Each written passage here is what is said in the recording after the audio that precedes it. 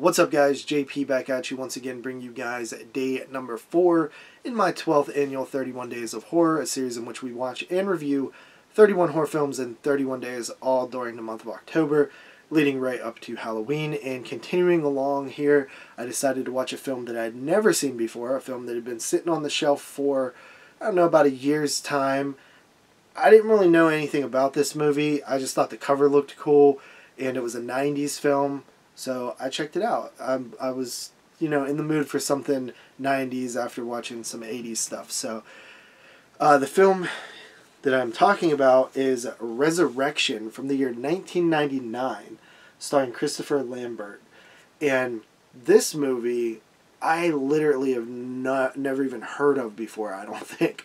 I didn't know anything about it. I didn't know what it was about. I don't even think I've heard anybody really talk about it. But it is released by Vinegar Syndrome, which to me, in hindsight, after watching it, I feel like this is sort of a odd title for Vinegar Syndrome, even though they have released a lot more mainstream titles lately. They're sort of known for their cult stuff, and I didn't really... this movie feels like kind of bigger, so it surprised me that it's released by them. But I don't really know the history of this film, like if it was released theatrically, if it had a successful box office run. I literally never seen this movie advertised or anything growing up in the 90s. I have no clue anything about it. But, so it follows a detective who is involved in this case where there is these bodies that are showing up that are murdered, and they have missing limbs. So the first body they find has the arm removed, and they say that it was removed with surgical precision. So it makes you think that somebody who did this is knows what they're doing. Also, there was clues and signs and weird stuff biblical quotes, and there's Roman numerals sort of etched in the victims' bodies that later we find out are a guide to a verse in the Bible. So the Roman numerals lead you to this particular verse in the Bible that usually has some sort of relation to how the person died or who they were or something like that. One person is a tax collector, which I guess is relevant to some sort of Bible verse. There was another one too that I can't remember. And then there was two brothers that had that had some kind of verse in the Bible. Two of the victims were brothers. And anyway, this detective is all over this damn case trying to figure it out. He has a partner who's a little wisecracky, funny dude. But this killer, for all intents and purposes, is a genius, it seems. He's very smart. He knows what he's doing. He has this all planned out. And they're playing this sort of cat and mouse game. The killer is pretty much taunting them, leaving them clues. You get the idea that there's some sort of master plan because all the victims are 33 years old, which was the age of Christ when he was killed. And then they're all happening on Fridays leading up to Easter, which will be the resurrection, essentially, when Jesus was resurrected. So that's basically your plot. This movie was such a surprise for me because I didn't know anything about it. Right away it's engaging, and the whole time I'm watching it, I just kept thinking of Seven, which I think, did Seven come out in 98 or 99? But this feels like a total Seven clone. And it is just weird because I'd never heard of this movie. I don't think I've heard anybody talk about it, but it does have sort of a generic title, so maybe I'm just misremembering, you know what I mean? Or it's not coming to me.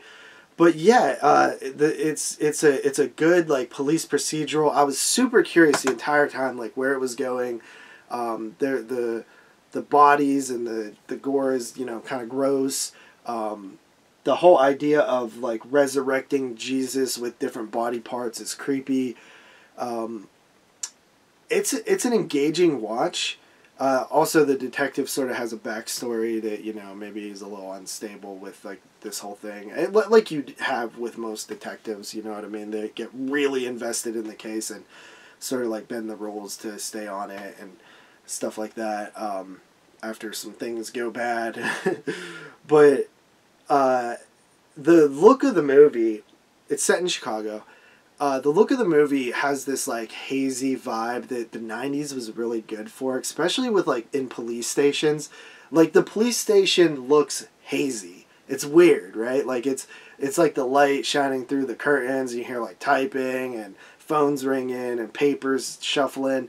It's just like a whole vibe that I feel like really was very prevalent in the 90s with these police narrative stories. It's set in these police stations, this precinct with tons of people working in there and really crappy lighting. I dig that stuff.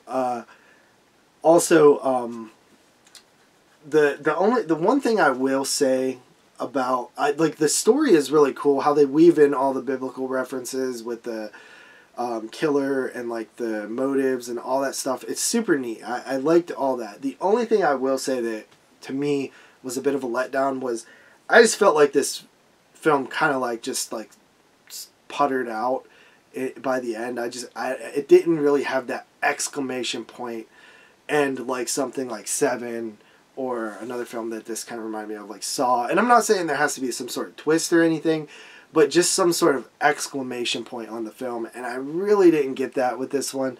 I felt like the ending was a tad bit lame, especially for the way they set up the killer and stuff like that. It just is like kind of basic. But other than that, I mean, I think this movie is like really solid. It's about 2 hours, I think.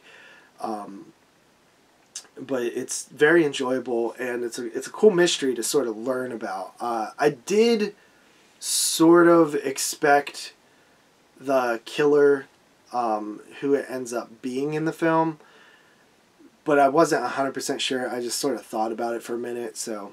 But that doesn't usually take anything away from me, being able to call like the reveals or anything.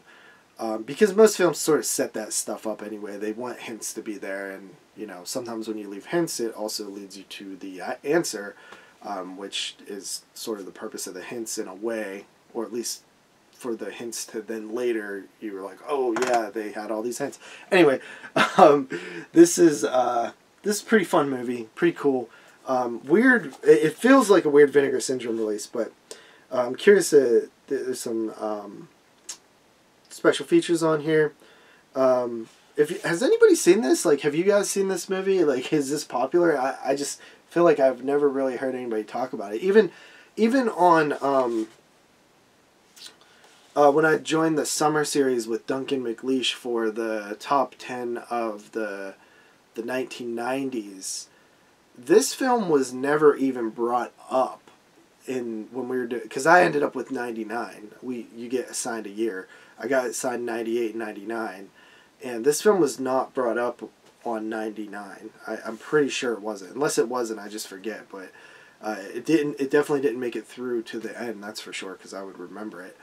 But yeah, interesting movie. Glad I watched it. That's the fun thing with Vinegar Syndrome, man. Like, for every mid-tier slasher film from 1985, you have 1984, 1985. You have a gem. So yeah, I would consider this one a little bit of a gem for myself. But yeah, so we'll see you guys next time with another one. Deuces.